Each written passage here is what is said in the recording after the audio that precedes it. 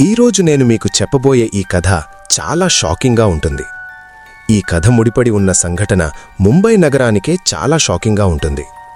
ఇది ముంబైలోని వర్లీలో ఉన్న పోర్ట్ ఛాంబర్స్ గురించి. ఈ ఛాంబర్స్లో గతంలో 2 ప్రమాదాలు జరిగాయి మరియు ఆ 2 చాలా భయంకరమైనవి. 1997లో ఇక్కడ ఒక భవనం మొత్తం కుప్పకూలిపోయింది. దీనివల్ల 15-17 మంది ప్రాణాలు కోల్పోయారు.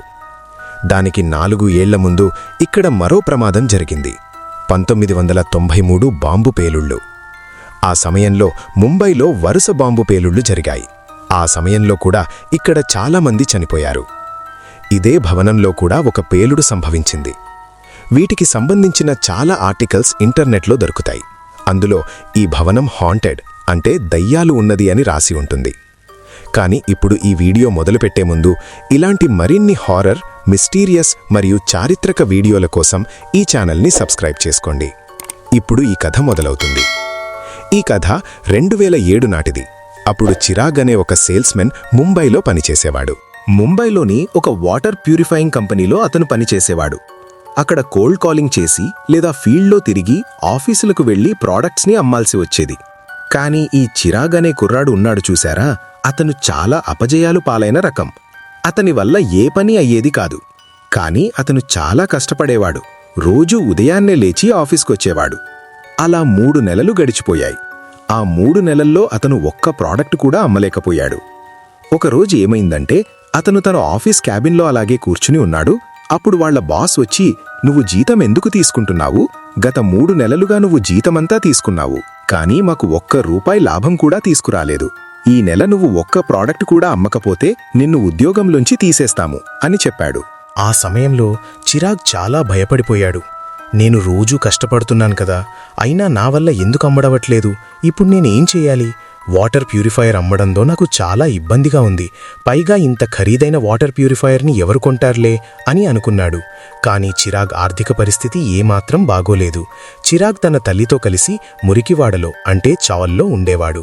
వాళ్ల అమ్మకు చాలా వయసు పైబడింది మరియు తరచుగా అనారోగ్యానికి గురయ్యేది. చిరాగ్ ఇలా ఆలోచించేవాడు, నా వయసు ఇంకా 22-23 ఏళ్లే. ఈ చిన్న వయసులోనే నేను నా ఉద్యోగాన్ని కోల్పోకూడదు. దానికి తోడు మా అమ్మ పరిస్థితి కూడా చాలా దారుణంగా ఉంటోంది. నేనొక అపార్ట్మెంట్లోకి వెళ్ళాలి.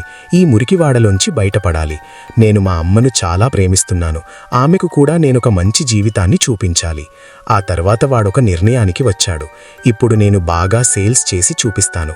ఏమైనా సరే ఈ ఉద్యోగాన్ని మాత్రం చేజార్చుకోకూడదు. నేను పని చెయ్యాలి. నేను కష్టపడి పని చెయ్యాలి. తరువాత రోజు రానే వచ్చింది. చిరాగ్ ఆఫీస్కి చేరుకున్నాడు. అందరికంటే ముందే పొద్దున్నే ఆఫీస్కి వెళ్ళిపోయాడు.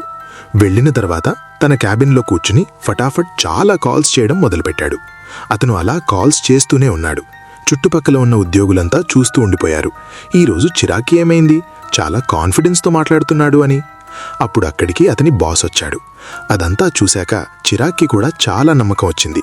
ఇక ముందు ఇంకా బాగా పని చేయాలని. అప్పుడు అతని బాస్ ఇలా అన్నాడు, "చూడు, ఈరోజు నీ పని చూసి నేను చాలా సంతోషించాను. ఒక పని చెయ్యి, నేను నీకు ఎక్కువ ఇన్సెంటివ్ ఇస్తాను. నువ్వు 4-5 ప్రోడక్ట్స్ అమ్మితే వచ్చేదానికంటే ఎక్కువే ఇస్తాను."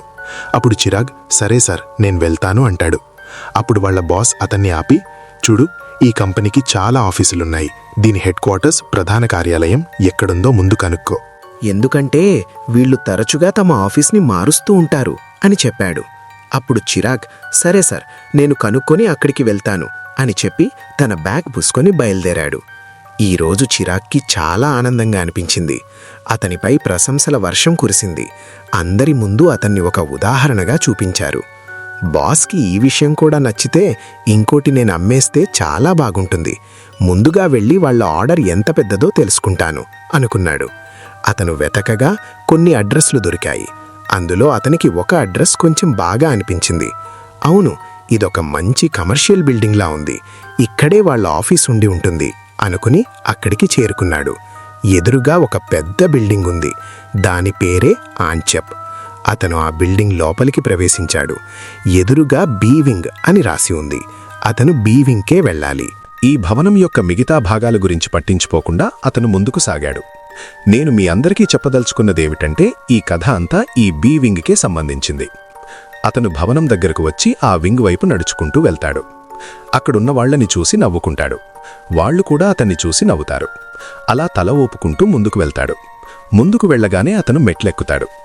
అక్కడ లిఫ్ట్ ఆగిపోయి ఉన్నట్లు కనిపించడంతో అతను మెట్లెక్కాడు. అలా మొదటి అంతస్తు వచ్చింది, రెండోది వచ్చింది, మూడోది వచ్చింది. అక్కడెవ్వరూ మనుషులు కనిపించడం లేదు. అతను 5వ అంతస్తుకు రాగానే అక్కడ కొన్ని ఆఫీసులు తెరిచి ఉన్నట్లు అనిపించింది. బహుశా ఇక్కడ పనిచేసేవాళ్లు కొందరు ఉండి ఉంటారు అనుకున్నాడు. అతను 5వ అంతస్తుకు చేరుకోగానే చాలా ఆఫీసులు తెరిచి ఉండటాన్ని చూస్తాడు. అడ్రస్ ప్రకారం అతను ఒక ఆఫీసులోకి వెళ్ళి, ఈ అడ్రస్ మీదే కదా, ఈ కంపెనీ కూడా మీదే కదా అని అడుగుతాడు. అప్పుడు రిసెప్షనిస్ట్, అవును, ఇది ఖచ్చితంగా మా ఆఫీసే అని చెబుతుంది. అప్పుడు అతను, వాస్తవానికి నాకు మీ ఎండీ గారితో అపాయింట్మెంట్ ఉంది, నేను ఆయన్ని కలవాలి అని చెబుతాడు. దానికి ఆ రిసెప్షనిస్ట్, ఓ, మా ఎండీ గారా?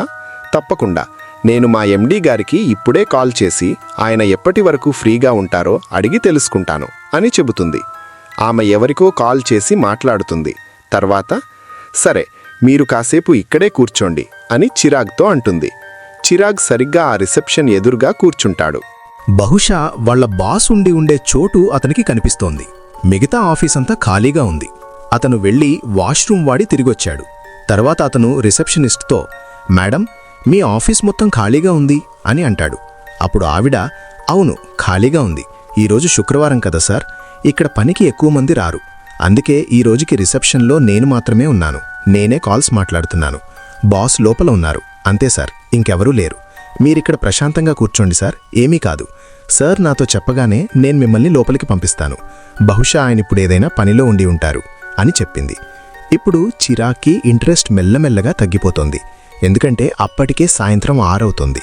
అతను 4 గంటలకే వచ్చాడు.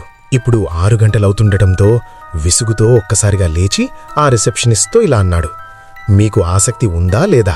నేనిక్కడికొచ్చి నా సమయం వృధా చేసుకుంటున్నాను. ఇలా అయితే ఎలా? అసలు మీకు నా ప్రాడక్ట్లో ఇంట్రెస్ట్ ఉందా లేదా? అప్పుడు రిసెప్షనిస్ట్, అవునవును, మాకు మీ ప్రాడక్ట్లో ఖచ్చితంగా ఆసక్తి ఉంది అని చెప్పింది. అప్పుడు చిరాగు, అయితే నాకొక్కసారి మీకు ఎంత కావాలి, క్వాంటిటీ చెప్పండి. ఆ క్వాంటిటీని బట్టే నేనిక్కడ ఆగుతాను. మీరు 2 కంటే ఎక్కువ తీసుకుంటేనే నేనిక్కడ ఉంటాను, లేకపోతే నేనిప్పుడే వెళ్ళిపోతాను. ఎందుకంటే ఈరోజు నేను నా నెలవారీ టార్గెట్ని పూర్తి చేశాను, కాబట్టి నాకేం పట్టింపు లేదు అన్నాడు. అప్పుడు ఆ రిసెప్షనిస్ట్, మీ ప్రాడక్ట్ ఏదైనా సరే, మేము మా ఆఫీసులన్నింటిలో దాన్ని పెడతాము. మాకు కనీసం 15-20 ఆఫీసులున్నాయి. ఇప్పుడు మీరే ఆలోచించండి, మేము మీ దగ్గర నుండి ఎన్ని ప్రాడక్ట్స్ తీసుకుంటామో అని చెప్పింది. ఆ తర్వాత చిరాగ్ ఇలా ఆలోచిస్తాడు, బాబోయ్, 15-20 ఆఫీసులా? ఒక్కో ఆఫీసులో నా వాటర్ ప్యూరిఫైయర్ ఒక్కటి పెట్టినా సరే నాకు ఎంత ఇన్సెంటివ్ వస్తుందంటే ఈ సంవత్సరమంతా నాకు ఇన్సెంటివ్స్తోనే గడిచిపోతుంది. అప్పుడు అతను, అవునవును, నేనిక్కడే ఆగుతాను, వారు ఎంత సమయం తీసుకున్నా సరే. ఈరోజు నేను ఈ డీల్ క్లోజ్ చేసే వెళ్తాను అని అంటాడు. రిసెప్షనిస్ట్ ఒక చిన్న చిరునవ్వుతో తన తల ఊపుతుంది. చిరాగ్ మళ్ళీ అక్కడే కూర్చుంటాడు. ఇప్పుడు రాత్రి 8 గంటలవుతోంది. అకస్మాత్తుగా 3వ అంతస్తు నుంచి ఒక పెద్ద పేలుడు శబ్దాన్ని అతను విన్నాడు. దాంతోపాటు ఎమర్జెన్సీ అలారం మోగడం కూడా మొదలైంది. వెంటనే చిరాగ్ లేచి బయటకు వెళ్లడానికి ప్రయత్నించాడు. అప్పుడు రిసెప్షనిస్ట్, వద్దు వద్దు, మీరిక్కడే కూర్చోండి, ఈ శబ్దాలు రోజూ వస్తూనే ఉంటాయి అని అంది.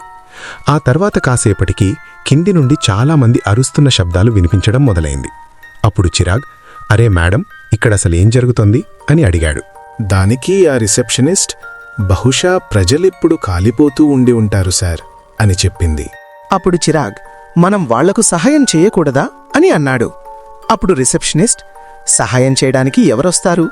ఈ శబ్దాలు రోజూ వచ్చేవే. ఇప్పుడు ప్రజలు ఆ విషయాలను కూడా మర్చిపోయారు. ఆ ఆర్తనాదాలను, ఆ అరుపులను, ఆ బాధను ప్రజలు మర్చిపోయారు. మన దేశం ఇలాంటిదే సార్. ఏదైనా పేలుడు జరిగినప్పుడు బయటకు వస్తారు, కొవ్వొత్తులు పట్టుకుని అటూ ఇటూ ర్యాలీ చేస్తారు, ప్రభుత్వాన్ని కొంచెం తిడతారు, తర్వాత 2-3 రోజుల్లో అంతా మర్చిపోతారు సార్.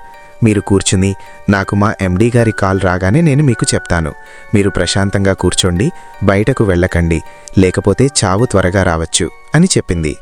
అప్పుడు చిరాగ్ ఇలా అంటాడు, మేడం, ఇదంతా మీరేం చెప్తున్నారు? నాకు చాలా భయంగా ఉంది. దయచేసి మీరు ఇలాంటి మాటలు మాట్లాడకండి. తర్వాత నెమ్మదిగా కింద గ్రౌండ్ ఫ్లోర్ నుండి ఆ అరుపులు, కేకలు వేసే శబ్దాలు మొదటి అంతస్తుకు, ఆ తర్వాత 3వ అంతస్తుకు, ఆ తర్వాత 4వ అంతస్తుకు రావడం మొదలైంది. ఇప్పుడు మెల్లమెల్లగా ఆ రిసెప్షనిస్ట్ ముఖ కవళికలు మారడం మొదలైంది. ఆమె హావభావాలన్నీ మారిపోయాయి. ప్రతీదీ చాలా భయంకరంగా మారుతూ వచ్చింది. ఆమె అరుస్తోంది, కేకలు వేస్తోంది. చిరాగ్ అక్కడ కూర్చుని, ఈమెకి ఏమైందిరా దేవుడా, నన్ను ఎలాగైనా రక్షించు, ఈమె నా ముందు ఒక రాక్షసిలా అరుస్తోంది అని భయపడుతూ ఉన్నాడు. ఆ తర్వాత ఆ మహిళ మెల్లమెల్లగా కాలిపోతున్నట్లు కనిపించింది. ఆమె చర్మమంతా ఊడిపోతున్నట్లు, కరిగిపోతున్నట్లు, నిజంగా ఆమె కాలిపోతున్నట్లుగా అనిపించింది. ఇప్పుడు చిరాగ్ కూడా కాపాడండి, కాపాడండి అని గట్టిగా అరవడం మొదలుపెట్టి తన కళ్ళు మూసుకున్నాడు. కొంత సమయం తర్వాత ఎవరో ఒకరు ఆ తలుపు తీశారు. తలుపు తీశాక ఒక వ్యక్తి అతనితో, సార్, మీరిక్కడ ఏం చేస్తున్నారు? ఇంత రాత్రిపూట ఇక్కడ ఉండడం ఏమాత్రం అనుమతించబడదు. మీరిక్కడ అస్సలు ఉండకూడదు. మీరు త్వరగా ఇక్కడి నుండి కిందకు వెళ్ళండి. కానీ మీరు ఒక ఆఫీసులోకి వెళ్ళి కూర్చున్నారని నాకు తెలియదు. పైన ఏ ఆఫీసు వగైరా ఏమీ లేదు అని అన్నాడు. అప్పుడు చిరాగ్, లేదు, అస్సలు కాదు. నా ముందు ఒక రిసెప్షనిస్ట్ కూర్చొనుంది. నేను ఆమెతో మాట్లాడుతున్నాను కూడా. ఆమె అంతసేపు నాతోనే ఉంది. రాత్రి 8 గంటల వరకు ఆమె నాతోనే ఉంది. నాకు బాగా గుర్తుంది అని అన్నాడు. అప్పుడు ఆ వాచ్మెన్, ఇక్కడ కొన్ని స్థలాలు మాత్రమే తెరిచి ఉంటాయి, కొన్ని గోదాములు తెరిచి ఉంటాయి. ఎక్కడైతే కేవలం కెమికల్కి సంబంధించిన పనులు మాత్రమే జరుగుతాయో దానికోసమే అవిక్కడ తెరిచి ఉంటాయి. అవి కూడా ఫస్ట్ లేదా గ్రౌండ్ ఫ్లోర్లో మాత్రమే ఉంటాయి. పై అంతస్తులకు ఎవరూ వెళ్లరు. ఇక్కడ ఏం జరిగిందో మీకు తెలియదు అని అన్నాడు. అప్పుడు చిరాగ్, లేదు, ఇక్కడ ఏం జరిగిందో నాకు ఏమాత్రం తెలియదు అని అంటాడు. అప్పుడు వాచ్మెన్ ఇలా అంటాడు, 1997లో ఇక్కడ ఒక భవనం మొత్తం కుప్పకూలింది. అందులో 15-17 మంది చనిపోయారు. దానికి 4 ఏళ్ల ముందు 1993లో ఇక్కడ హిందూ ముస్లిం అల్లర్ల తర్వాత చాలా గొడవలు జరిగాయి. ఆ కారణం వల్ల కూడా చాలామంది ఇక్కడ చనిపోయారు. ఇక్కడ చాలామంది కాలిపోయి చనిపోయారు. అందుకనే సార్, బహుశా మీరు అక్కడ అలాంటి దృశ్యాన్ని చూసి ఉంటారు. ఇప్పుడు మీరు ఇవన్నీ వదిలేసి ఇంటికి వెళ్లడం మంచిదని నాకనిపిస్తోంది. దానికి చిరాగ్, కాని ఇదంతా ఎలా సాధ్యం? నేనీ విషయాలన్నింటినీ అస్సలు నమ్మను అంటాడు. అప్పుడు ఆ వాచ్మ్యాన్, మీరిక్కడి నుంచి బయటకు వెళ్లగానే మీకు బహుశా నమ్మకం కలుగుతుంది. ఈ ప్రపంచంలో కనిపించేవి కానివి చాలా ఉన్నాయని. ఇక్కడ ఎవరైనా మనిషి మీకు పొరపాటున నడుస్తూ కనిపించినా అది మనిషి అని అస్సలు అనుకోకండి. అది తిరిగే ఆత్మ అని అనుకోండి. మీరిక్కడుండి బయటకు రాగానే మీరే ఒప్పుకుంటారు, అవును, ఈ ప్రపంచంలో దెయ్యాలకు కూడా ఒక స్థానం ఉందని. అప్పుడు చిరాగ్ ఆ వాచ్మ్యాన్ను పట్టించుకోకుండా అక్కడి నుండి బయలుదేరతాడు. చిరాగ్ తన ఇంటికి వెళ్లి ప్రశాంతంగా నిద్రపోతాడు. అతను ఆ విషయాలన్నింటితో ఎంతగానో అలసిపోవడం వల్ల అన్నీ మర్చిపోయి నిద్రపోయాడు. కాని ఉదయం నిద్రలేచిన తర్వాత అతనికి మళ్లీ ఆ విషయాలన్నీ గుర్తుకు రావడం మొదలయ్యాయి. ఉదయం లేచిన తర్వాత అతను ఆఫీస్కు వెళ్లి బాస్కి చెప్పగా, అప్పుడు బాస్, అక్కడ కొన్ని ఆఫీసులు మాత్రమే తెరిచి ఉంటాయి. అవి కూడా చాలా పరిమిత సమయానికి మాత్రమే. అప్పుడు చిరాగ్, అవును, నాకా విషయాలన్నీ తెలిసాయి. అక్కడున్న వాచ్మ్యాన్ నాకన్నీ చెప్పాడు అని అంటాడు. ఆ తర్వాత అతని బాస్ ఇలా అన్నాడు, నేను ఆ బిల్డింగ్కి అప్పుడప్పుడు వెళ్తూనే ఉంటాను. ఎందుకంటే దాని దగ్గరే నా ఇంకో ఇల్లు ఉంది. ఆ బిల్డింగ్లో అసలు ఏ వాచ్మ్యాన్ కూడా లేడు. ఆ బిల్డింగ్ మొత్తం ఖాళీగా ఉంటుంది. అదొక పాడుబడిన భవనం. అక్కడకు వెళ్ళి ఏ వాచ్మ్యాన్ తన ప్రాణాలను పడంగా పెడతాడు? ఇది విన్న తర్వాత చిరాగ్ కాళ్ల కింద భూమి కంపించినట్లయింది. అప్పుడు వాచ్మ్యాన్ చెప్పిన మాటలు అతనికి గుర్తొచ్చాయి. సార్, మీరు ఇక్కడ నుండి బయటకు వెళ్ళినప్పుడు దెయ్యాలు, భూతాలు లాంటివి ఉంటాయని మీరు నమ్ముతారు. ఇక్కడ చుట్టుపక్కల తిరుగుతున్న వారిలో చాలామంది ఆత్మలేనని మీకు తెలుస్తుంది. ఇది వినగానే, ఒక్క రోజులో నాకెన్ని సంఘటనలు జరిగాయిరా దేవుడా అని తలపట్టుకుని ఆ కుర్చీలోనే అలాగే కూర్చుండిపోయాడు. ఈరోజు ఈ వీడియో చివరలో నేను మీకు చెప్పదలుచుకున్నది ఒక్కటే. నేను ఎప్పుడూ చెబుతూ వస్తున్నది కూడా ఇదే. ప్రతి ప్రదేశం యొక్క చరిత్రను ముందుగా తెలుసుకోండి. అక్కడ ఏమి జరిగిందో, ఏమి జరగలేదో తెలుసుకున్న తర్వాతే ఆ ప్రదేశంలో అడుగుపెట్టండి. కొన్ని ప్రదేశాలుంటాయి, అవి ముందు నుండే అరిష్టంగా ఉంటాయి. అవి మీ జీవితంలోకి దరిద్రాన్ని తీసుకొస్తాయి. అందుకే అలాంటి చోట అడుగుపెట్టకండి. ఇలాంటి ప్రాంతాలు చాలా ఉంటాయి. మరియు ఒక పాత డైలాగ్ ఉంది, చాలా ఫేమస్ డైలాగ్ కూడా. కానీ అది నిజమైన విషయం. అదేంటంటే, ప్రమాదాలు చెప్పి రావు, మీకే బాగా తెలుసుంటుంది. సో గైస్, మనం నా తదుపరి హారర్ స్టోరీలో కలుద్దాం. ధన్యవాదాలు.